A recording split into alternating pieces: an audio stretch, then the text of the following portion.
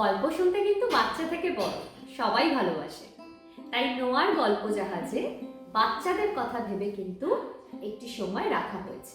যেরকম সেখানে রয়েছে বাচ্চাদের জন্য টুনটুনির গল্প, তিন মুড়ির গল্প, আর অনেক গল্প। কি আপনার বাচ্চা গল্প শুনতে ভালোবাসে তো? আমার বাড়িতেও কিন্তু আমার বাচ্চা গল্প শুনতে খুব ভালোবাসে। তাই গল্প যদি শোনাতে চান, তার জন্য আপনাদের কি করতে হবে? নোয়ার গল্প জাহাজ চ্যানেলটাকে সাবস্ক্রাইব করতে হবে, আর বাচ্চাদেরকে সুন্দর সুন্দর গল্প শোনাতে পারেন। সেটা বাচ্চাদের জন্য, তাদের বড় হওয়ার জন্য এবং ভালো লাগার জন্য অনেকটা সহজ করবে।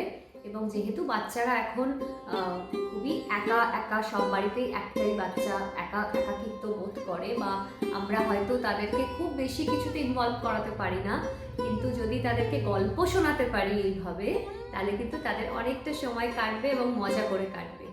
তাই আমি বলবো যে নোয়ার গল্প জাহাজ আপনারা সবাই সাবস্ক্রাইব করুন এবং বাচ্চাদেরকে মজার মজার সুন্দর সুন্দর গল্প শোনান।